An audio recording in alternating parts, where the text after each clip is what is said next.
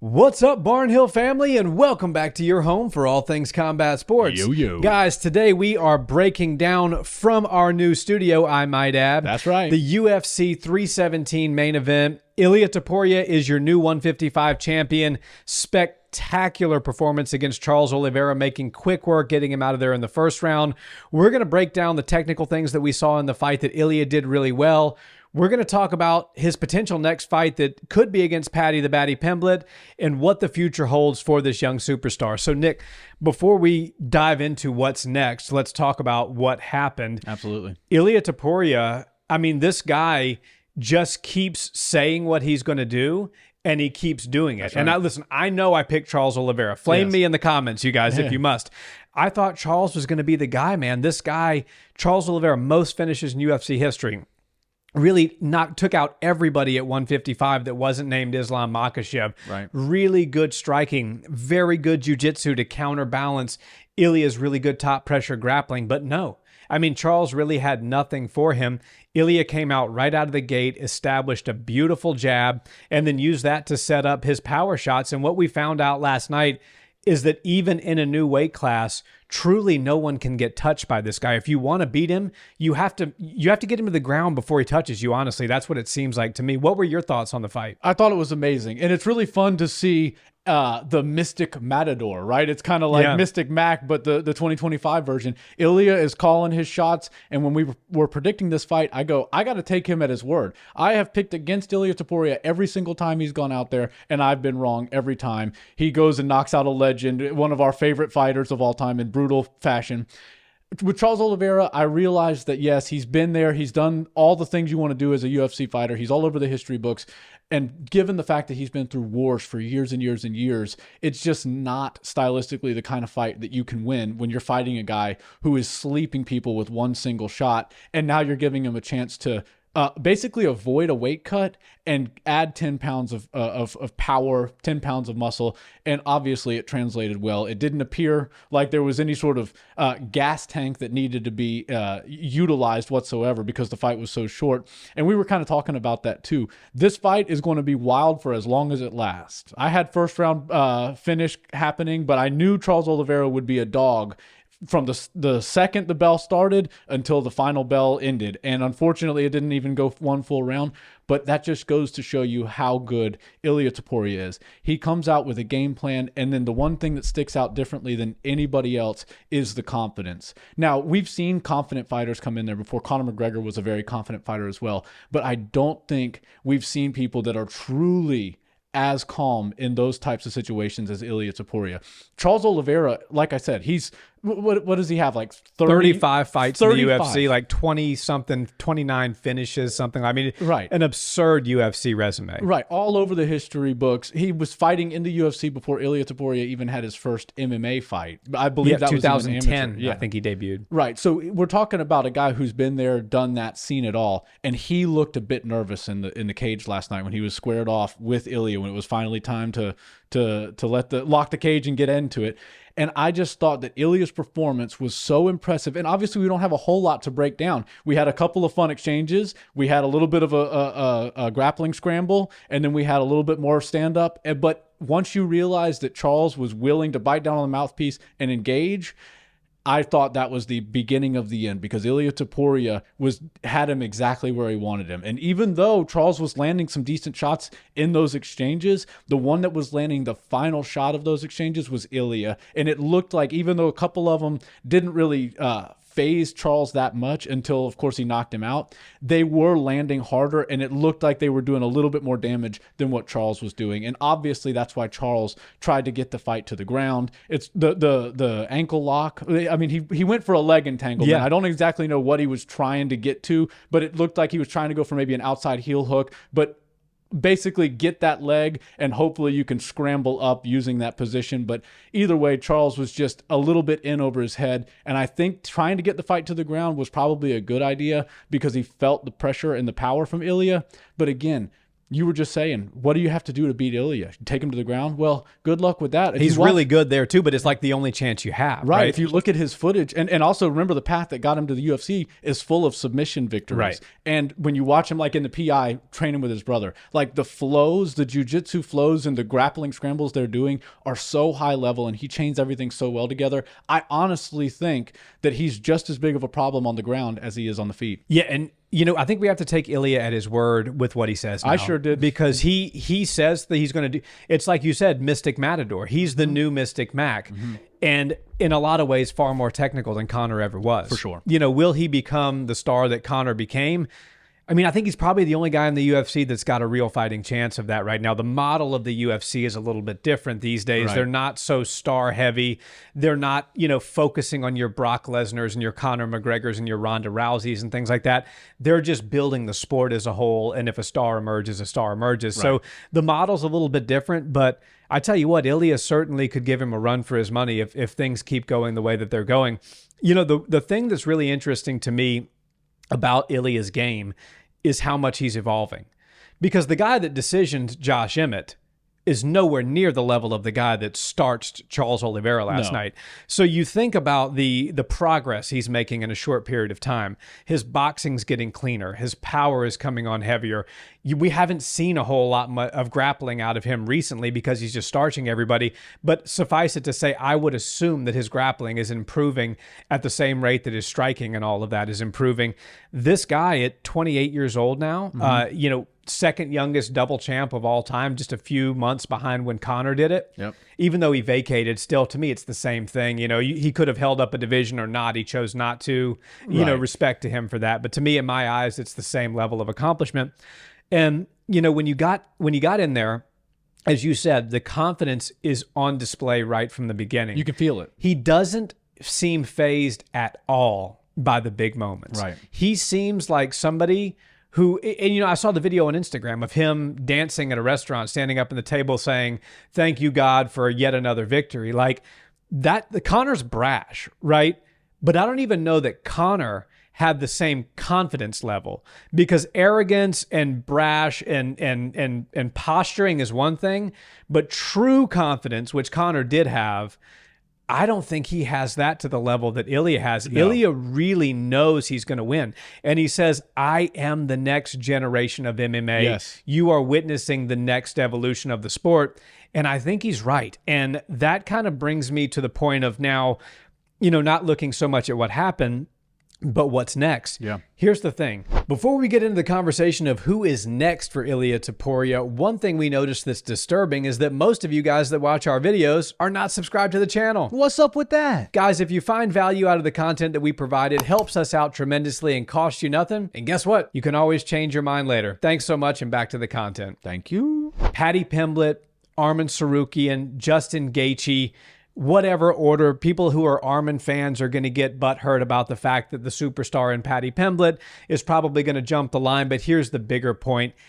Ilia starches all of them. Oh, yeah. I don't care who it is, if it's Arman, if it's Paddy, if it's Gaethje. The only fight to make that would be somewhat competitive at the top of 155 would be for Islam to come back down. Agreed. And I know that's a far, it's a big ask, because Islam's got his hands full with JDM. But what do you do if you're Islam, right? Do you beat JDM and then roll the dice with Shavkat? Because there's a mega fight at the weight class that you dominated and arguably are the GOAT in, with a guy who's a real threat. Right. I mean, but Islam's no one to back away from a fight. Like, I truly don't think Islam made this jump because he was running from Ilia, like a lot of people have said.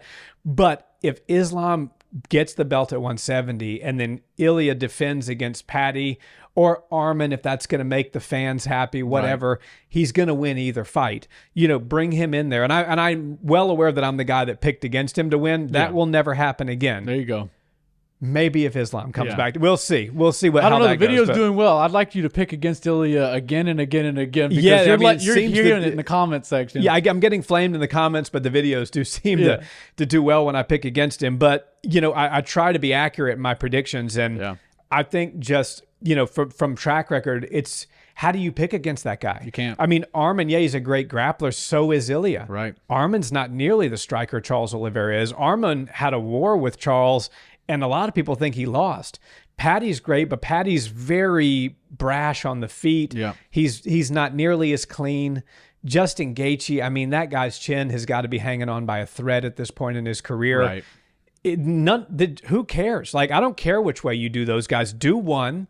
Pick one out of the hat. I don't care if you put the 3 names in a hat and let them draw a name out of the hat. Right. Do one. Let Islam fight JDM, and then you have got to make Ilia versus Islam, even if it has to be at 170. That's the fight. Right. You talk about what's a paper, like the UFC is hurting for stars right now. What's a pay-per-view that will do over 1 million buys? Topuria versus Makhachev does over 1 million pay-per-view buys. Yeah, I agree with you. And whether they get it out there in Spain or they do it in Europe somewhere or they just bring it back to America, that is a massive fight. It's the biggest one. And I don't know how Islam would look if he decides to go to 170 and build his frame, if he would come back to 155. But that is definitely the fight, skill for skill. And what you were talking about, the next generation of fighters. Ilia Topuria is the next generation of MMA, and we talk about it all the time, where the sport is evolving faster than any other sport in the world. It's just every 3 or 4 years there's somebody that comes in, modifies a couple of different things, or finds what's being a thorn in everybody's side. Let's call it Dagestani wrestling for right now,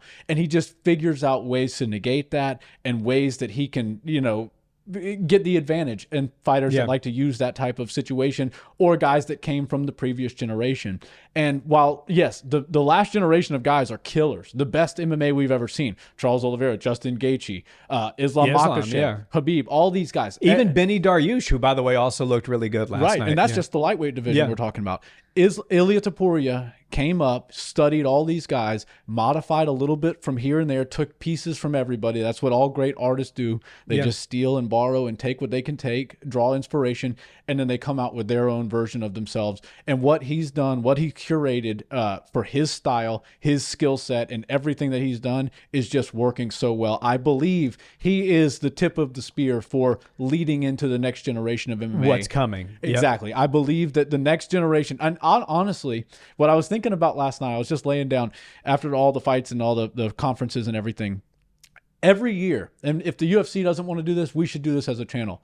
Rate which country is the #1 country in all of MMA for the year. Oh, I think that's a pretty easy one this year. This year it's Georgia. Yeah. Right. I mean, usually it's Dagestan has kind of had a firm grip on that for a couple of years now. Australia had its own little moment for a while. But if we're talking about 2025, if you're talking about 2025, Georgia is coming in. They've got 2 of the top 3 pound-for-pound fighters in the world, and one of them is doing things that nobody's ever seen. I mean, we've heard a lot of people talk this past week about, if Charles Oliveira gets finished by Ilia Topuria, will Ilia Topuria have the best 3-fight win streak in the UFC?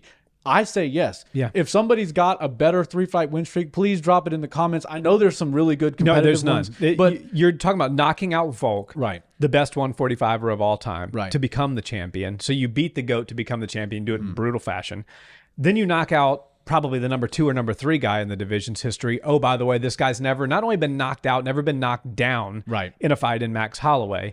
And then you come up a division and beat a guy who's one of the better champions that we've seen in the last decade at 155, which is notoriously the most impressive division in the sport, and you starch him in the first round. I mean, I don't know offhand sitting here, and maybe, if I did a little research, I could come up with something, but a better 3-fight win streak than the one that Ilia, and he's on a way longer streak than that, by the way, but just the last 3 fights. Right. We're talking about those 3 fights. Those are 3 title fights. And I even heard somebody saying, well, yeah, Justin Gaethje should be next because I hold him in the same regard as I hold those other 3 guys. And I love Justin Gaethje. Yeah. But Justin Gaethje doesn't even hold himself in the same regard as those 3 guys. Yeah. Based off of the record and the resume, those 3 guys have some of the most impressive UFC. They're all going to the Hall of Fame. Yeah. 2 of the last 3 guys. He should. But 2 of the, didn't mean to cut you off there, but 2 of the last 3 guys that Ilia beat also beat Justin Gaethje. Right. Max Holloway, Charles Oliveira. Right. And one thing I want to talk about, because 155 is a new division for him. But when you're talking about the top of 155, Islam Makhachev has been the guy for years. And 145 just so happens to have a guy that decided to move up. So now we're talking about a common opponent. And I just want to say this. Ilia and Islam is the fight. Those are the 2 best fighters on the planet. And lucky for fans, they're close enough to where we can make this fight happen.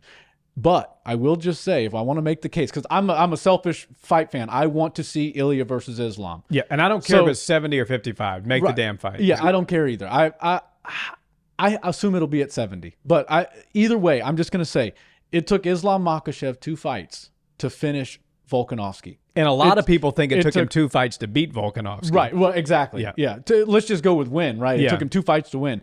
It took Ilia Topuria 3 rounds to finish him. Yep. Devastating. It took him Islam didn't fight Max, but let's skip over that one and go straight to Charles, right? Yeah, what was that second round submission, I think? Second round submission for Islam. It took him only 1 round to do it. So he's competing with Islam, even though they're not locked in the cage together. And I think he's making as good of a case for anybody to just keep chasing one certain guy, regardless of the weight class.